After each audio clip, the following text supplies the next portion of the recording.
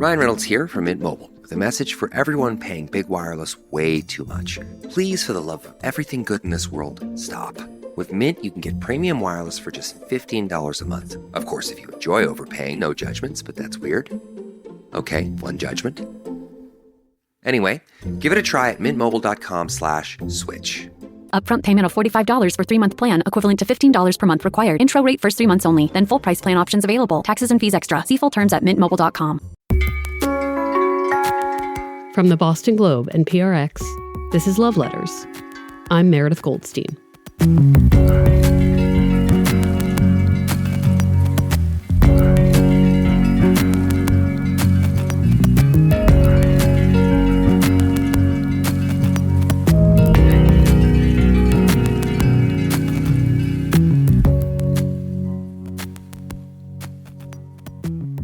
Books can be dangerous to certain kinds of people. They're dangerous to people who are scared of having their assumptions challenged. Dangerous to people fearful of new ideas and new voices.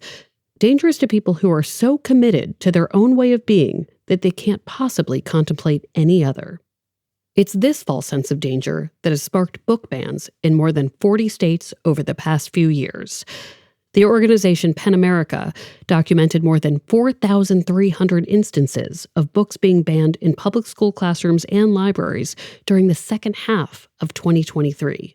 Around the country, efforts to ban specific books or even whole categories of books are on the rise. Well, we want to turn now to the sharp rise in book bans in America's schools and libraries. A recent study found hundreds of books, mostly focused on LGBTQ themes or racial issues, have now been forbidden across the country. CBS's Elaine. As a journalist and author, I find all of this very dismaying, especially because so many of these acts of censorship seek to quash books from voices that, historically, have been shut out of the public dialogue.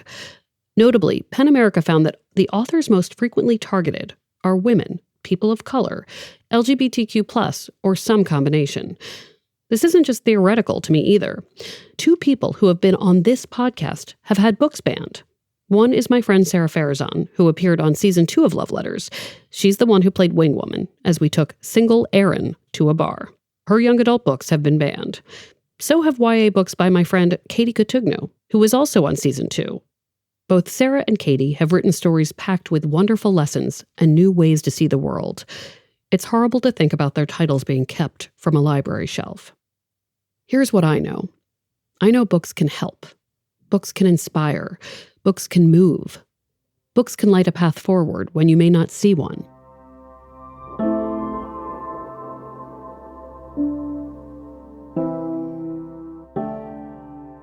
I'm in my mid-40s, and I still rely on books that I read as a kid, like Bridge to Terabithia, which taught me how to deal with grief, and The Phantom Tollbooth, which taught me how to deal with boredom. Books show you that you're not alone, that other people out there know exactly how you feel, that they see you.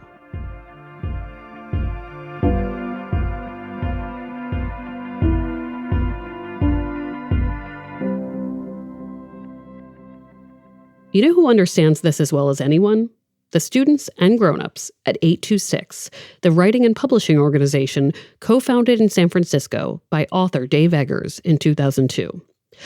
Over the past 2 decades, 826 chapters around the country have helped students from marginalized communities express themselves through stories, essays, poetry, and more.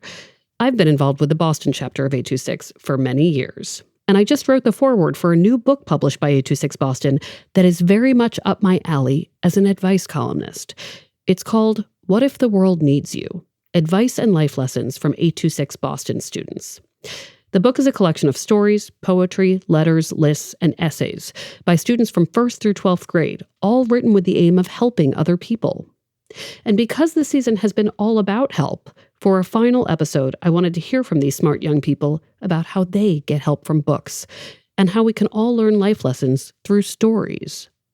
So I sat down with 3 members of the book's editorial board, 6th graders Miriam Herrera and Cameron Capadagli, and 7th grader E.G. Woodhams. We met on an afternoon of tutoring and mentoring at 826 Boston's headquarters, which sits on a busy corner in the city's Roxbury neighborhood. Above the door is a big playful sign that reads, Greater Boston Bigfoot Research Institute. We started by talking about the genesis of the book and how they came up with the title.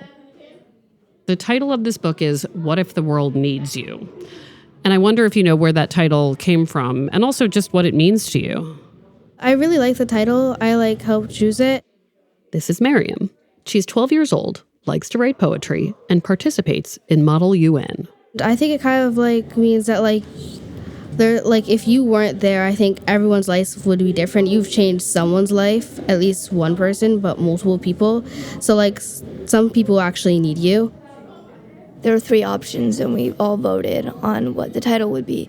And I was a big rooter for this title, because What If the World Needs You is really, it feels very nice. And I don't know, it's nice to be told that the world needs you. That's E.G. They're 13 and enjoy writing stories and poems. What are some of the themes of the book? What are the things it can teach us about through stories? My specific story was telling you that it's okay to ask for help if you need it. And there are lots of other stories like that, or it's okay to be different from other people, stuff like that. It's little but also big things that can help people grow and learn. E.G., Cameron, and Miriam all contributed pieces to the book. I asked each of them to read a bit of theirs. Here's an excerpt of E.G.'s story, which is called Dear Diary. My English teacher sat down next to me and asked me what my next story would be. I told him it's the story of a very dumb boy who doesn't understand the meaning of joy. His eyebrows jumped and he said, "Aiden, what is going on inside your head?" I shrugged and tried to smile, but the look on his face lasted more than a while. "Do you need help in school, young man? Because if you do, I can help you understand."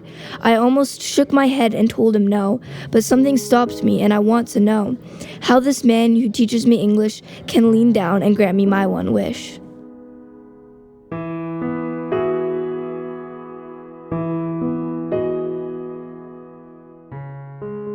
So there's a greater theme in this book besides advising of belonging.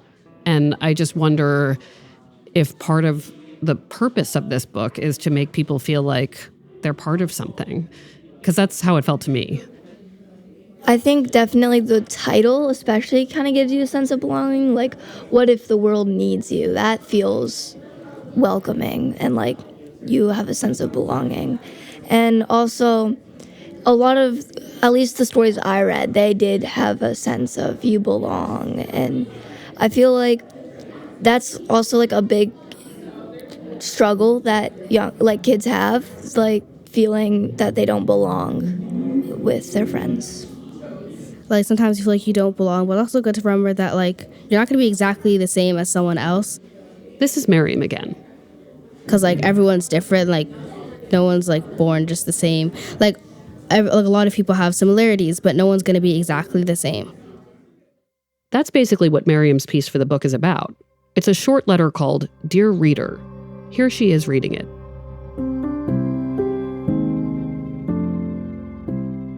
Dear reader, as you read, please take heed to this advice.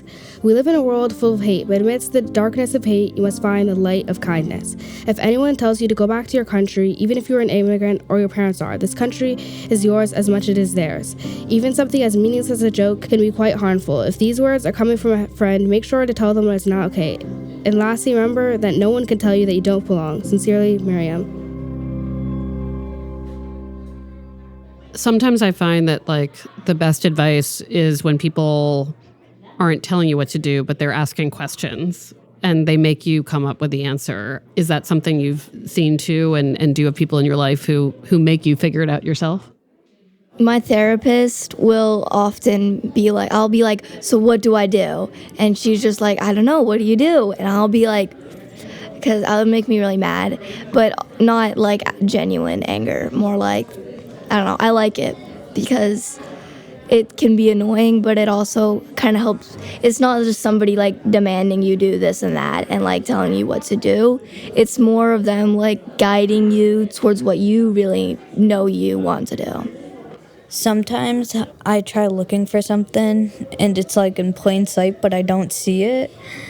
And I always go to someone and I'm like, oh, where is it? And they're like, it's in plain sight. Just find it. That's Cameron. He's 12 years old and likes to write short stories. Here he is reading his piece for the book, which is called A Successful Life. If you're in a class, you will pass school education and become a part of a good situation. If you are kind, you will find friends. If you are a scholar, you will earn $1 or many in your career. You are clear as glass, but beware, don't throw stones from a house you can't repair. Always do the right thing when no one is looking. Make sure you think twice when you're about to do something bad. Good luck with your life.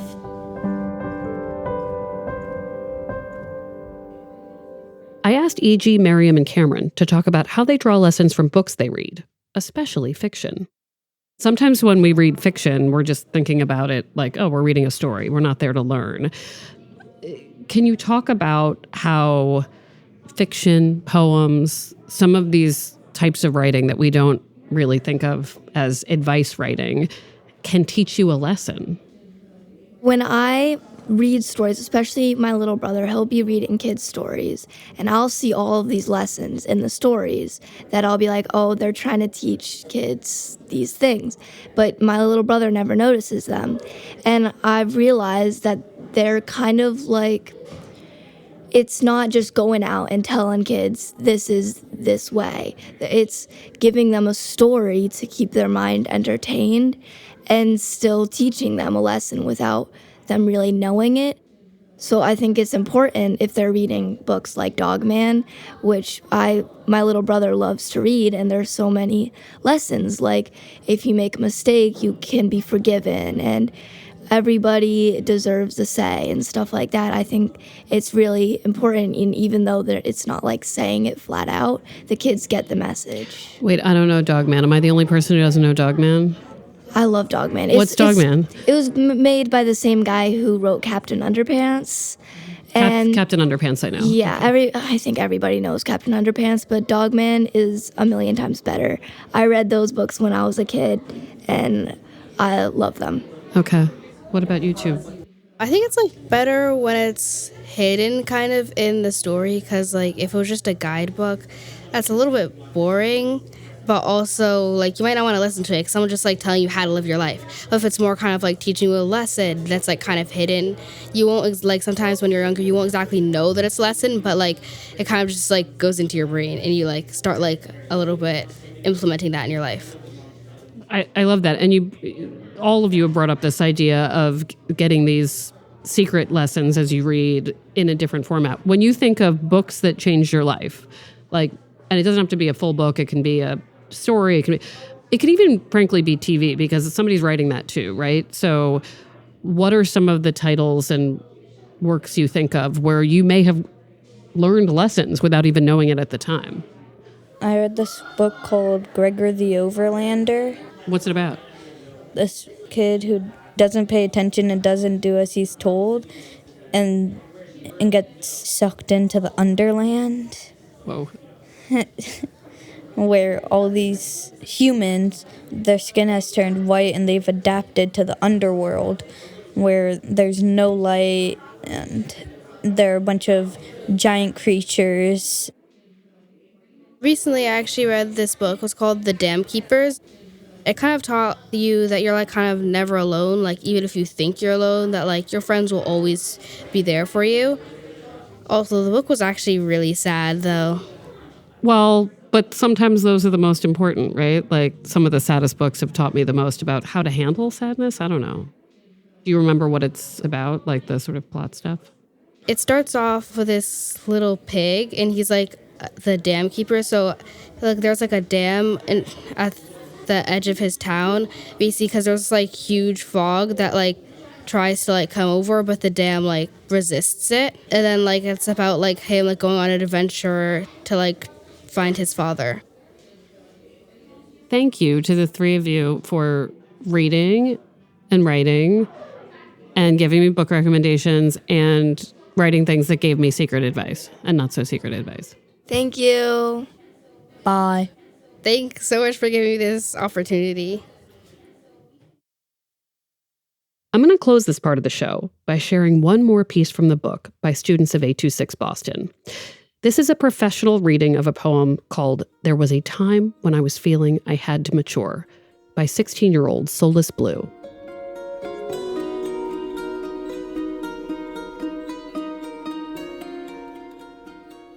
There was a time when I was feeling I had to mature.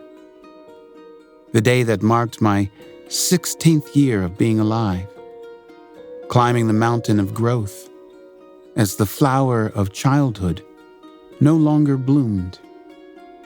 Voices around me singing like the whistle of birds, jogging the memory of childhood that felt like it was so long ago.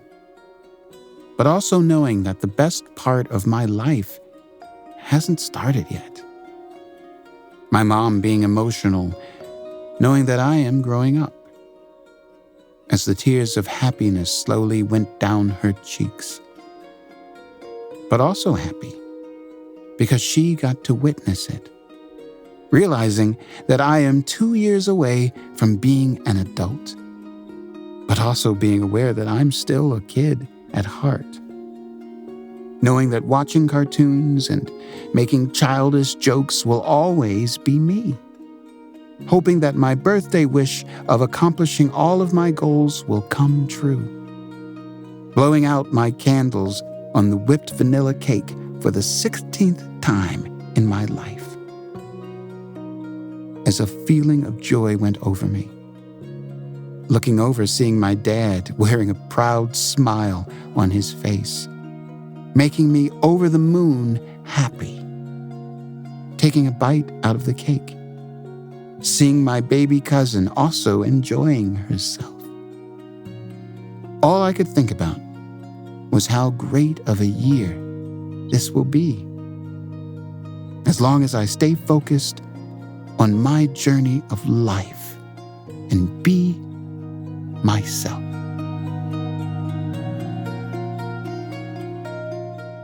You can learn more about the new book by 826 Boston, What If the World Needs You, at 826boston.org.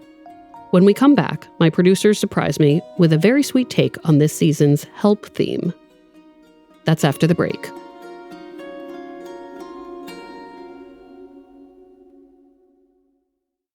Here at Life Kit, NPR's self-help podcast, we love the idea of helping you make meaningful lifestyle changes.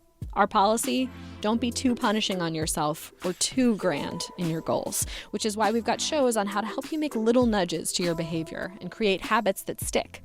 Join Life Kit to get the tools you need. Listen to the Life Kit podcast from NPR. Still getting around to that fix on your car? You got this. On eBay, you'll find millions of parts guaranteed to fit. Doesn't matter if it's a major engine repair or your first time swapping your windshield wipers. eBay has that part you need, ready to click perfectly into place for changes big and small. Loud or quiet, find all the parts you need at prices you'll love. Guaranteed to fit every time. But you already know that. eBay. Things, people, love. Eligible items only. Exclusions apply. Okay, we're back.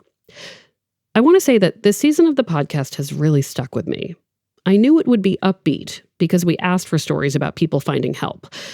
For me, I think a lot about Sophia's story about getting out of an abusive marriage. She told me that help doesn't have to be reciprocal. It is not a point system. She helped me figure out that someone might help me, and I'll wind up helping someone else. I'm reflecting, too, on Krista's episode about sex therapy and how doing that work professionally changed a part of her life that has nothing to do with sex. I feel like people who grow up talking about uncomfortable things in therapy often assume they know all of the answers, but we don't. Sometimes we're the exact people who are not taking our own advice. Oh, and Ray, our season premiere. Hearing from Ray and their mentor, Maria, taught me things about how to be a better helper to the younger people in my life. I'd love to know what you got out of this season. Which stories resonated with you and why? Please call us at our new number and tell us what stories and episodes are on your mind. The number is 401 401-484-0590. 401-484-0590. The messages can be anonymous. I'd love to hear what you think. Now for a self-indulgent moment to truly close out the season. A few months ago, I got a text from my friend Jen. She said, "Oh, so sorry I'm so late with my story for the podcast." And I was like, "What are you talking about? What story?" And then she wrote back, "Oh no, I think I'm spoiling a surprise. Please forget I sent this message." Very helpful, Jen. So I come to find out that my own producers, specifically Jesse Remedios, had planned a surprise for me. That to end this season about finding relationship help, he would compile recordings from people in my personal life whom I've helped over the years. He knows I would never condone this because it is very mortifying. But he and Scott Hellman put a bunch of these stories together, fully behind my back. And for the sake of it being kind of a surprise, they didn't let me listen to it until now, as I record this. But I will not introduce it because, once again, this was not my idea, which means I'm bringing on Scott Hellman, who's executive produced Love Letters for 9 seasons. Scott, you have to do this. Why do I have to do it? First of all, because actually I'm beginning to think that Jen ruined this surprise on purpose because she knows I hate surprises. One time my late mother threw me a surprise party, and on the way there, she realized how upset I would be and drove me around in like 10 circles so I could prepare myself for 15 minutes before getting there. I'm a little worried about that because I do think that I know that you don't like surprises, and yet this was such a nice thing that Jesse came up with to have all these people in your life reflect on all the ways, big and small, that you have helped them, and it just seems so fitting that we end the season that way. So, at the risk of drawing your ire, it felt worth doing, and I hope you're going to really like what we got. One of the only reasons I'm allowing this, by the way, is that after 9 seasons of executive producing this show, you are moving on to a very cool job. And I just also want to say thank you for helping me. So now we have like a meta, self-indulgent group circle of thanks going on that is like probably truly gross, but hopefully feel good for people listening because you have truly helped shape the tone and wonderfulness of this show. And I will carry that with me as we move on. Well, thank you for that. It's been a pleasure to work on the show with you. I think we've done some really great seasons, this one being one of my favorites so far. And I'm really going to miss working on this show and working with you so closely. But I'm proud of what we did, and I know that you'll make it great without me. You don't need me. I don't really think you need me for anything. See how quickly I can deflect, though? We can both deflect from taking compliments. So anyway, if you want to set this up, I'm going to just like hide under my desk and try to learn how to hear nice things without feeling squirmy. Okay, best of luck with that. So this is a collection of tape and voice memos from some of the people in your life, some of your closest friends, a family member, a colleague, or two. We're going to hear from 10 people all together. We're going to start with our social media manager, Maddie Mortel, who's going to tell a story about coming to you once in a total panic about watching Jeopardy. All right, here's Maddie. I've been working with Meredith for about 3 years now, and I am going to tell you a story about a time Meredith helped me through a dating crisis. One of the key things to know about me is that I'm an avid Jeopardy fan. I've watched Jeopardy religiously since I was a child. It started as a thing that I watched with my grandparents every day and then continued into my adult life. So a few years back, I made a routine with my roommates to watch the show every single night on cable. It brought us closer as friends. We would text each other from our rooms, which was kind of silly, instead of like calling out. But we text each other like, hey, you have 10 minutes, like the show's going to be on.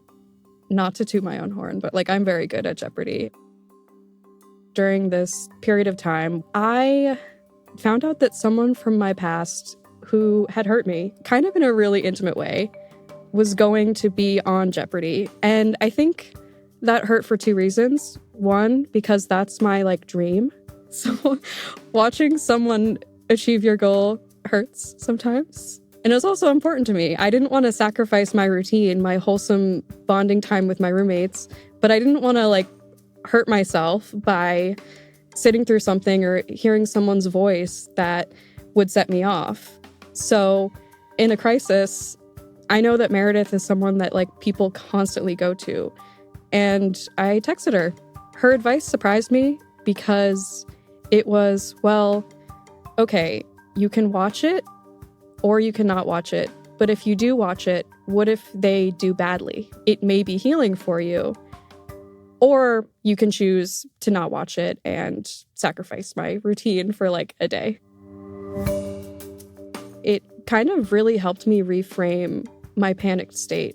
It no longer was like, oh my God, this is happening and I don't have control over it. It was, you have options. And one of those options that I probably would not have thought for myself is how it may feel satisfying to root against someone. And I want to add that that is very, very out of character for someone like me. I am someone who is overly thinking about others and others' feelings and how I'm perceived and how my feelings affect other people's feelings. So this was different for me.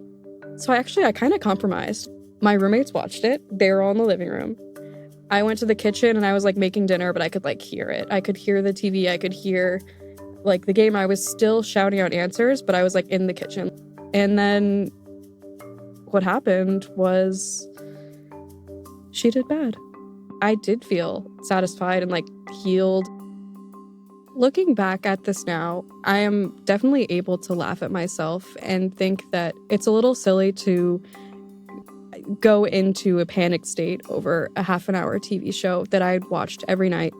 But it felt very real and big to me in the moment, and Meredith kind of immediately validating my feelings in that moment was really healing and allowed us to get through it together in a way that I felt like I kind of had my own personal love letter. This is Danielle. I've known Meredith since college. She's been there with me through all my highs and lows, and I mean everything. Dating, breakups, career changes, marriage, kids, infertility, everything. Meredith is definitely on my crisis triage team. I was on my way to a date, and I accidentally butt dialed my father while I was on the tee, and all he heard were these whooshing sounds and muffled voices. So naturally, he thought I had been abducted. My dad called my sister, who called Meredith.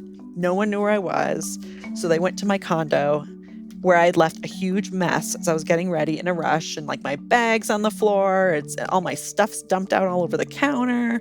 Basically, my place looked like it had been ransacked. My sister was like, maybe she really was kidnapped. Meredith and my sister both called and texted me a dozen times. And then they eventually found out through a work colleague that I was on a date. So they ordered pizza and waited for me to get home. And of course I had no idea that any of this was happening. But when I got home, we laughed so hard about the whole thing. And it just felt so good at the time to come home to my sister, Meredith, and pizza. I have this dollhouse that my mom made for me when I was a little girl. It's really important to me. My mom built it from a kit. She painted and personalized it.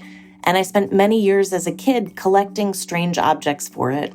I had this tiny little can of oatmeal and a little teeny tiny coffee mug with my name on it, and this family of weird off-brand dolls. And as I got older, the dollhouse was relegated to my parents' basement. And then eventually they moved and the dollhouse was put in a storage unit.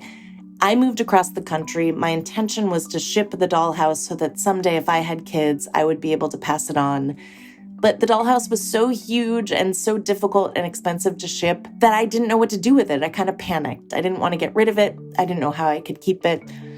Enter Meredith Goldstein, who very generously offered to keep it in her basement. At first, we thought it would be temporary, but now at this point, it's been several years. So I have taken to sending her strange objects over the years. I sent her a little teeny tiny roll of toilet paper. I sent her a really small but readable copy of the Kama Sutra that some weird person on Etsy made. You can actually read it with a magnifying glass. It's wild. I think she really has grown to enjoy it and cherish the dollhouse the same way that I have, which to me is just an act of unbelievable generosity and kind of hilarious support, which is the kind of friend that I think Meredith is. She'll take your weird, creepy objects into her home and love them as her own. A big part of being a friend for Meredith, not for me, is to help or be helpful. For instance, she shares her sign-ins for some of the streaming services with me. She doesn't have to do that. The other thing is she always is ready with a tissue. They're often used tissues, but, she always has one. More seriously, when I went through some stuff with my health, we were like a buddy movie where I was the sad older buddy and she was the cheerleading younger buddy, the sort of rock solid, sensible, pep talking younger buddy. And I found that to be helpful, and that has only continued over time. It's actually hard to think of something Meredith hasn't helped me with during our friendship. We spent our 20s and 30s living our lives very differently from many of our friends who are off getting married and having kids. And for a long time, I was framing this as opting out of something or not allowing certain traditions to define my relationship. But over time, Meredith has helped me realize that I was actually opting into the things that made my life meaningful. For the last 20 years, I've been making a choice every day to be in a relationship with someone who makes me happy. No marriage, no kids, and it's amazing. And by the way, Meredith was the one who introduced us, so I guess that was a huge help too.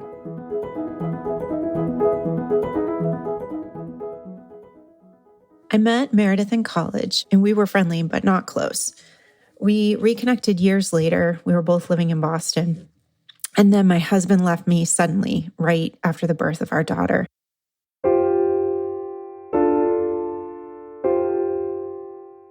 My life was a total chaotic mess, and Meredith started coming over each week.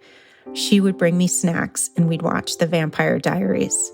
She'd brave my house despite my shedding dog and her intense allergies.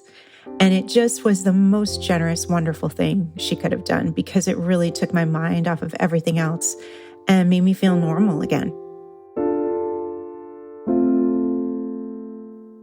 I don't think I've ever felt closer to her than I did in 2016 when we attended a private screening of Manchester by the Sea at the Toronto Film Festival. If you've seen the movie, you know it's a tragedy, and not just any tragedy, but the kind that involves children. So when the movie ended and the lights came up, everyone was crying, like dozens of people sniffling and sharing Kleenex. Well, everyone except me and Meredith. We just looked at each other dry-eyed and shrugged. "We're terrible, terrible people," she said to me then. I agreed. "Complete monsters," I think I said, shaking my head. And I might have even believed that if it wasn't for the fact that being aligned with Meredith on anything gives you permission. She's so real, so okay with ignoring all the filters you've been trained to apply. You just give into it. And if you're like me, it's no small thing to have someone validating your right to go against the grain, say the quiet part out loud, make no apologies for withholding your tears. Your unearned tears. Even if it's just a stupid Casey Affleck movie. I am so grateful that Meredith Goldstein is my sister.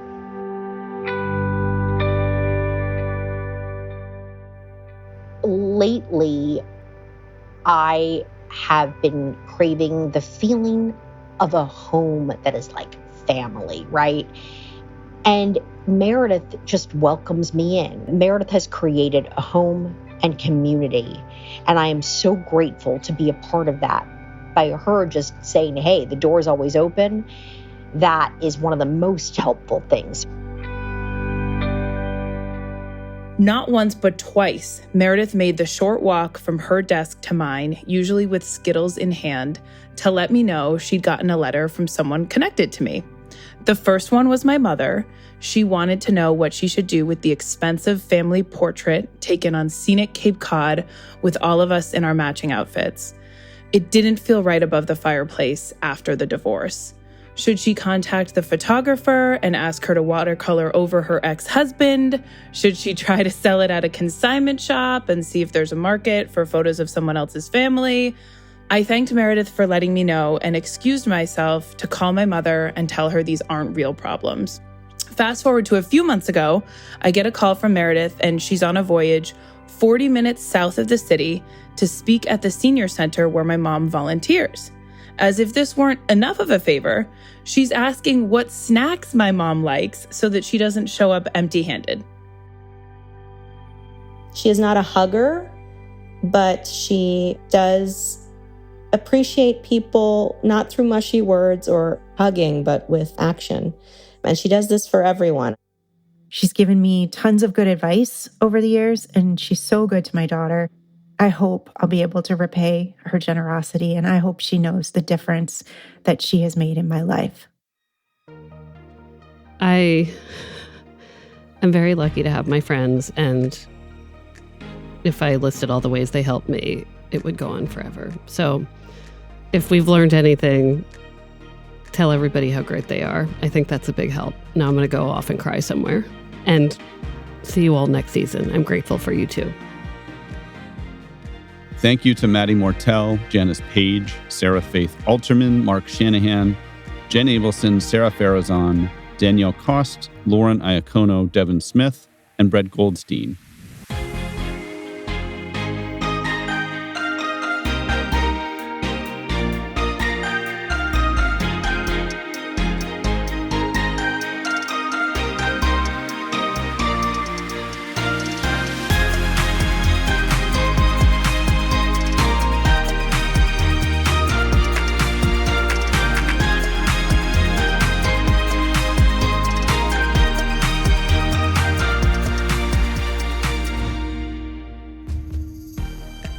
Love Letters is a production of the Boston Globe and PRX. Today's episode was produced by Jesse Remedios and Scott Hellman. Ned Porter does our audio mixing, sound design, and mastering. Maddie Mortell does our audience engagement. Special thanks to Linda Henry. Our music is from APM. Audio recording of the poem, There Was a Time When I Was Feeling I Had to Mature, courtesy of the Stories Aloud program from children's publishing company Nosy Crow. Find them online at nosycrow.us or on Instagram at nosycrowus. Remember, Love Letters is also an advice column, so send your question to loveletters@boston.com. Find episode transcripts and more Love Letters content at loveletters.show. We were like, wow, maybe she's been abducted and murdered. And then I was like, is anybody hungry? Right? It was not that, she was being generous. I'm Meredith Goldstein. Thanks for listening.